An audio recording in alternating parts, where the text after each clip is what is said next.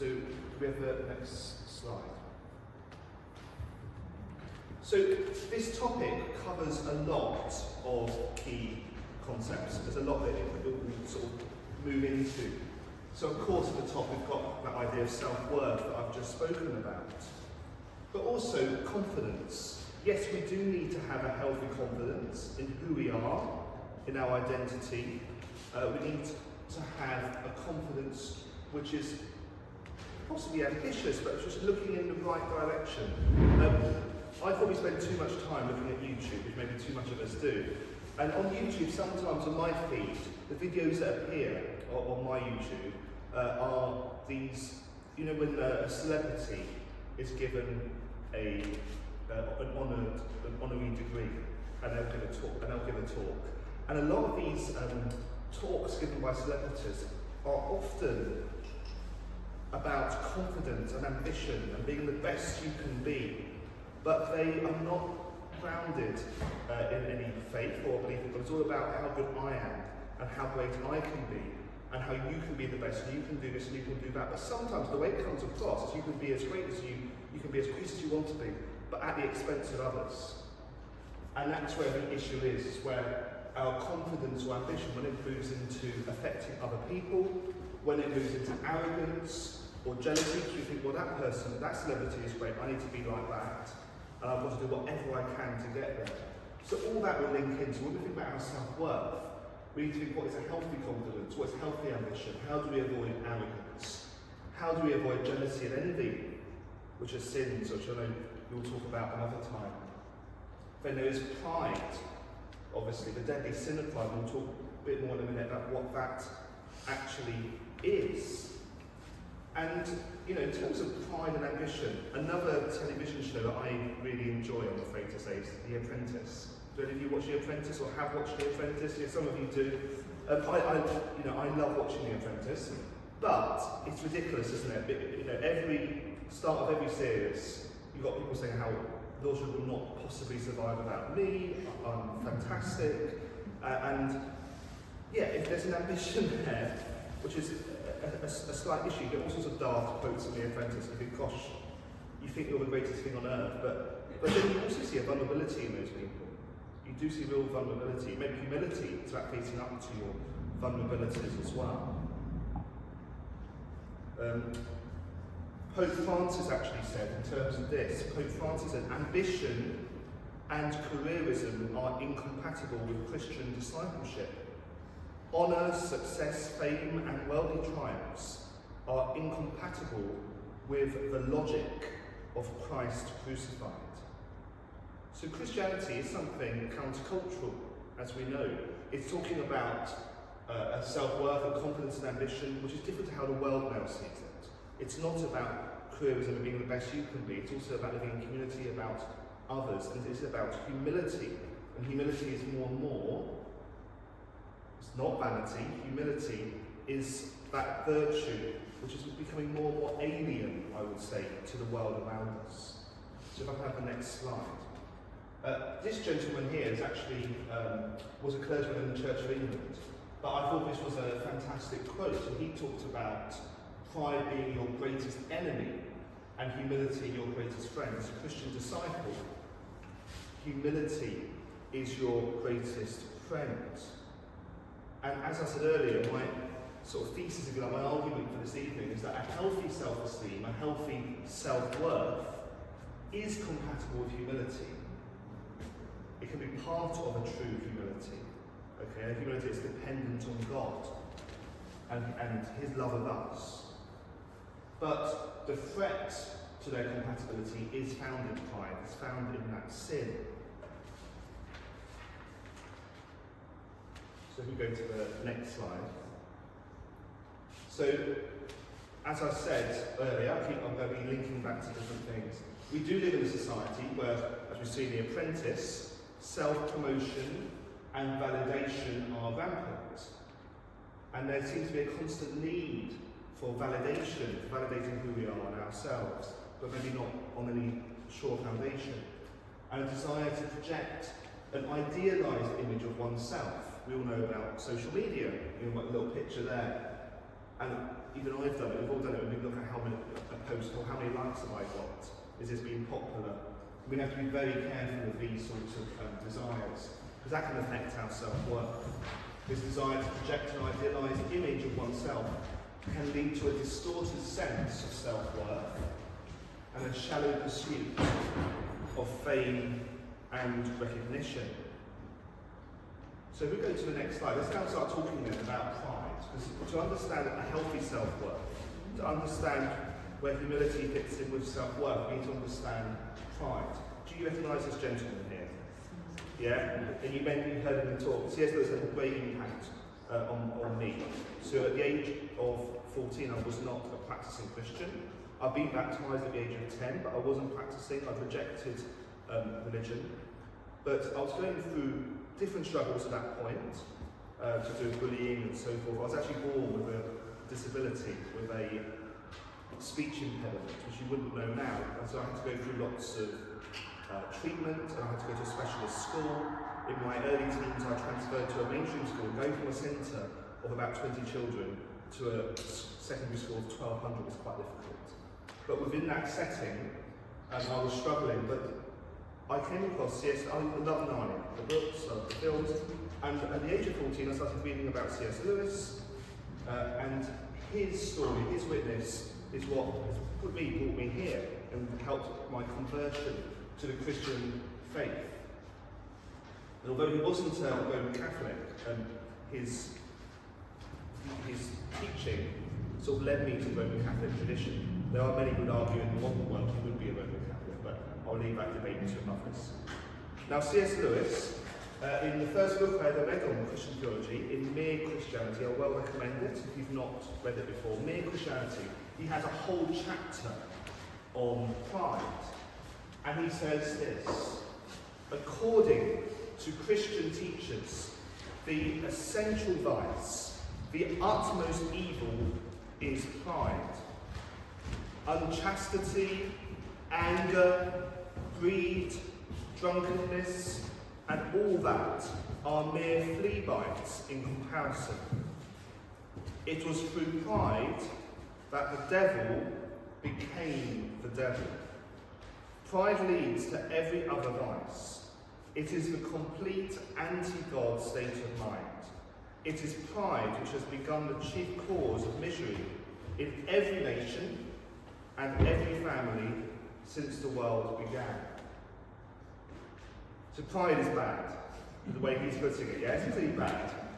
And this is a big part of our Catholic Christian tradition. Pride has always been seen as the root of all other sins.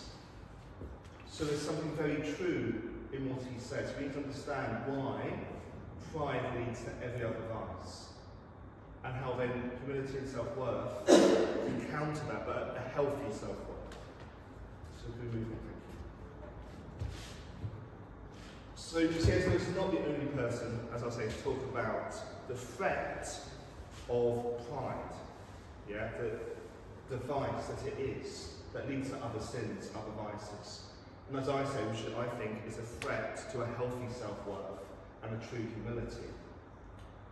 St. Augustine of Hippo and Thomas Aquinas both taught also that pride was the root of sin. And actually this is something ecumenically that we've shared with you in other Christian denominations as well. Yeah? Martin Luther also held this view. So make no mistake about it, pride is a great sin, and it is the devil's most effective and destructive tool. And what pride is the excessive love. So this is a definition of pride now. So pride is the excessive love of one's own excellence.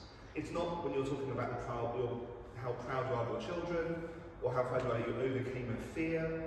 Pride is when it's an excessive love of one's own excellence. And it is ordinarily accounted as one of those 7 deadly sins. St. Thomas, pictured here, he endorsed the view which was held by Gregory the Great, and he was a pope in the 6th century. And he considered pride the queen of all vices, and he puts it in its place as one of the deadly sins.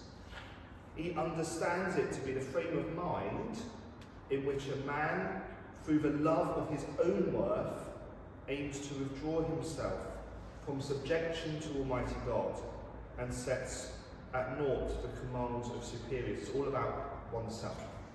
You come first, even before God. And as we know, pride is seen in Scripture. Next slide. And we learn about pride very early on, don't we, in the Christian Scriptures, in Genesis. And pride appears very early on in Genesis 3. Now, the other day I was in the lecture room at Annan Hall, just 10 minutes before a lecture was starting. So I was on my laptop preparing this PowerPoint. And I was on this slide when someone came up behind me, with other people sitting on the other side, and said, "Stephen, why are you looking at pictures of naked people on your computer screen?" Because this image was on there. But obviously this is depicting Adam and Eve, who appear in Genesis 3, very early on in the Scriptures. And this is where we first see the sin of pride in humanity. And we see the devil tempting humanity with the spirit of pride, using pride as the road by which to seduce Adam and Eve, our first parents. And we see how pride is the desiring of that which cannot be ours, and the desiring of the power that belongs to God alone. The desire to lift up and exalt ourselves beyond our place as God's creatures. Yeah? That sense of my own self-worth in an unhealthy way, an unhealthy self-worth. And then from the point of view of the Bible, following this story, we see the outworking of pride and unbelief throughout Scripture and throughout the empires of the Old Testament and so forth, that believe more in themselves than on their loyalty to God. And people lose or suppress the knowledge of God through pride, and spiritual darkness grows. So much of the human condition, so much of the original sin links back to pride. But the story doesn't finish there, does it? We know the story doesn't finish with Genesis. So therefore, we shouldn't get too depressed, because yes, we need to be aware of pride, but through humility, through that path, the path that St. Augustine said was the first, second, third, fourth and fifth way to God, through humility we can overcome pride, because we have hope in He who truly loves us.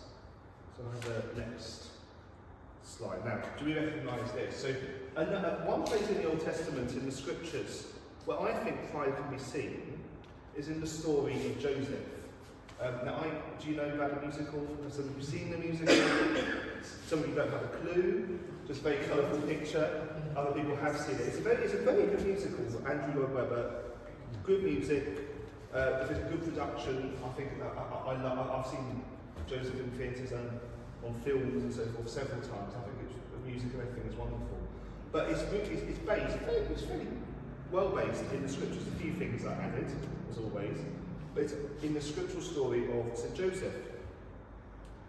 And it's about, so I'll just recap in case you don't know the story that well. It's about Joseph, this story. About Joseph, the favourite son of Jacob, an interpreter of dreams, who made his other brothers envious and jealous. And straight away you can see he's being told he's the favourite son. He's being given dreams that tell him that he's going to rule over his brothers and do this and do that. So you can see how other people might get a bit annoyed at him. And how would you feel if you knew that one of your parents favoured someone else over you? You can understand how some of these things we talked about, envy, jealousy, pride, are coming into this story. But we see in this story how Joseph ends up, his brothers sell him into slavery and send him off. But then the story, and he suffers and there's purification, but at the end Joseph comes good. His dreams come true. But we see in the story how suffering, this is another topic, so I'll be careful here, but how suffering can bring purification and humility.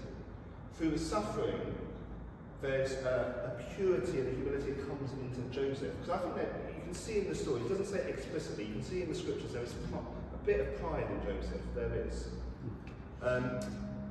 Though the brothers of Joseph all fought among themselves, we know the brothers all agreed that Jacob's youngest son, Joseph, had to go. Jacob's favourite wife was Rachel, and when she finally had a son, Joseph, he became the favourite son. Jacob doted on him, praised him, and even gave him a beautiful coat. And they were outraged And as I said, they were sold into slavery and so forth and so forth. So I'm talking about the story because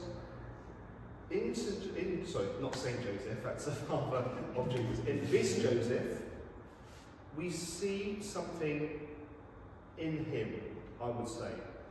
We see a heightened self-esteem, a heightened self-worth that maybe God needs to purify. Possibly his self-worth too boldly celebrated his own gifts. He was too honest and open with his brothers about who he was and his own self-worth. Among the dreams he had and articulated was that one day he would rule over his brothers. As I said earlier, this was altogether too much for them. And the musical does depict a bit of pride in Joseph. Now this is an interpretation of the scripture rather than the scriptures for themselves. But you might remember the song, I am handsome, I am smart, I'm a walking piece of art. That's not very humble, it's not very humble. Okay, I'm handsome, I'm hard. I'm handsome, I'm smart, I'm a walking piece of art. I can't say that about myself. There's something there with maybe self-esteem gone too far. Okay. Where does self-esteem become pride? That's where we need to be careful to avoid this character defect. And maybe sometimes in our life it's actually the reality of life, the suffering through which we are purified and we can learn a truer humility. So, if we move on, we're now going to talk a bit more about humility. You can see we're changing the slide. I think it's on smaller. Try and put some thought into this. Humility is a little bit smaller, about service.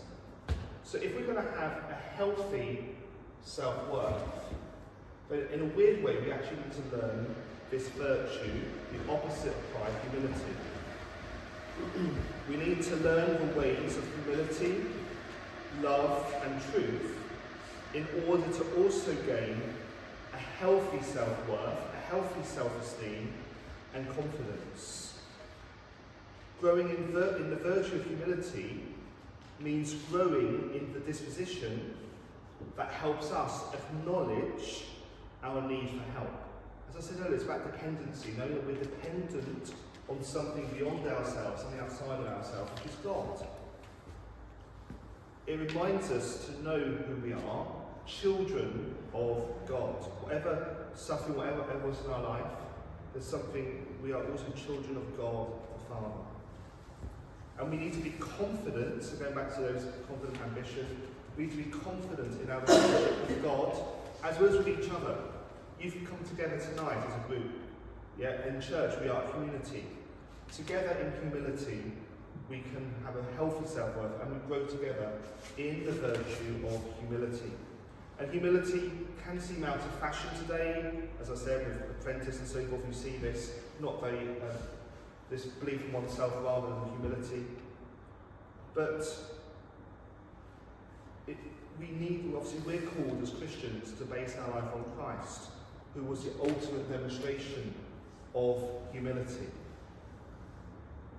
So we need to learn this virtue.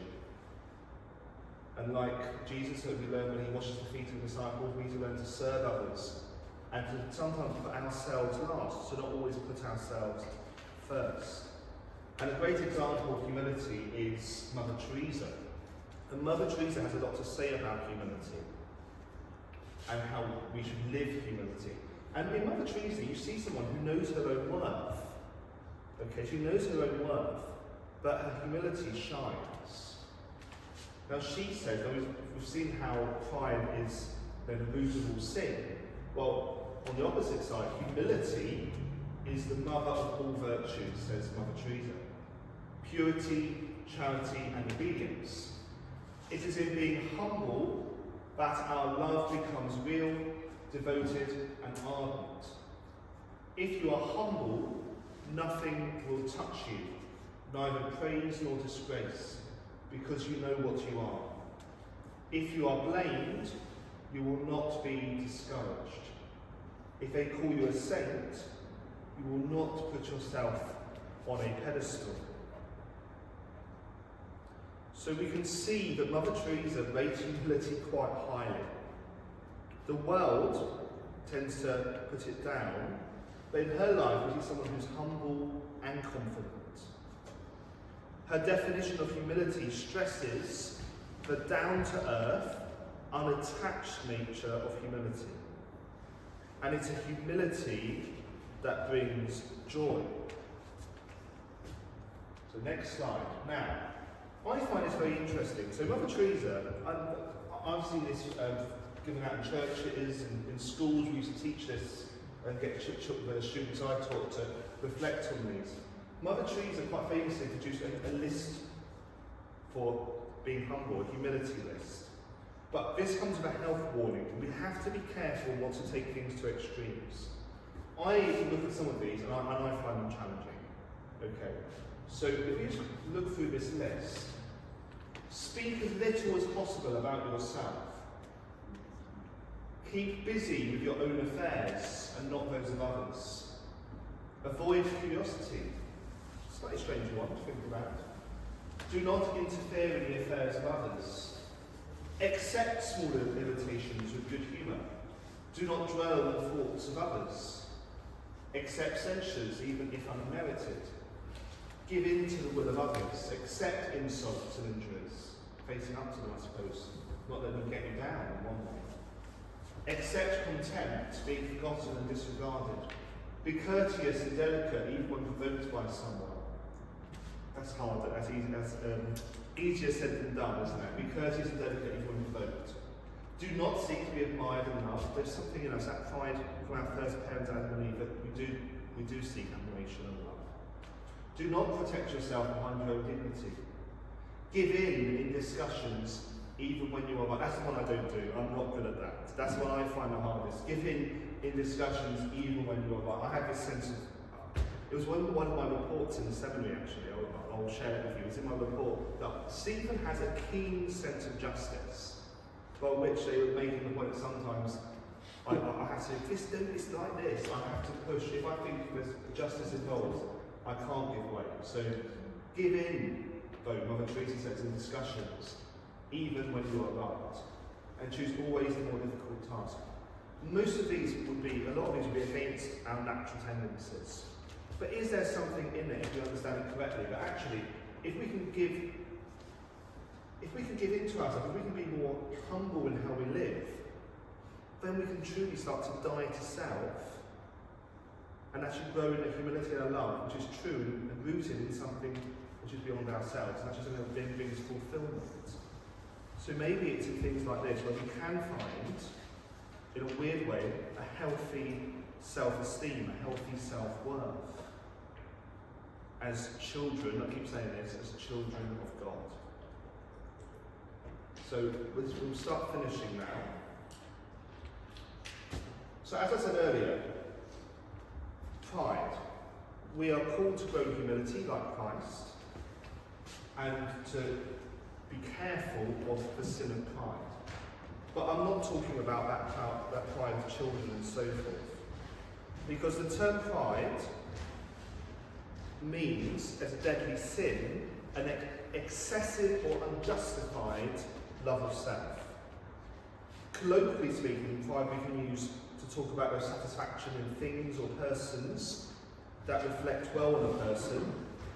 Yeah, we can talk about being proud of my faith, or proud of my marriage, or proud of children. But that sort of pride is actually more of a gratitude. If we want to take pride in the right way, a healthier pride, not the deadly sin of pride, but if we use pride colloquially and say, I'm proud of my children and what they've achieved, we should also be saying, I'm grateful for what they've achieved, and I'm grateful to God for the gifts He's given them to be able to achieve. So it's different. So we can say, so I'm not saying today you can't say, oh, I'm proud of my children, I'm proud of this, but we have to say it in the right way and avoid the sin of pride. So, next slide, and we'll come to an end. What I've tried to do today, up to you if I've been successful or not, is to think about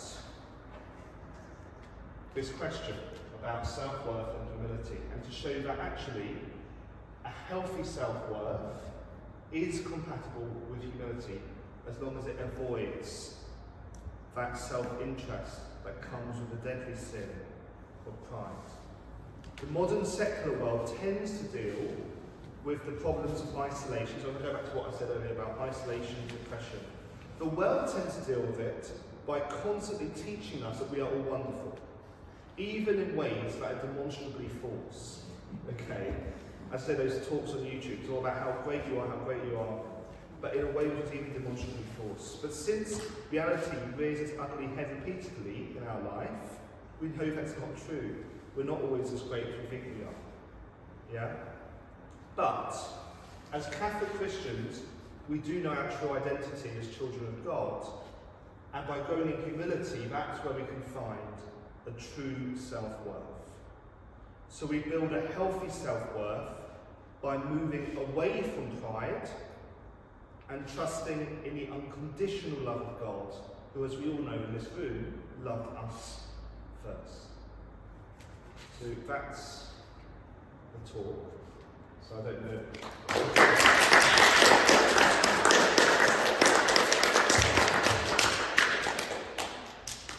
Thank you very much, Stephen.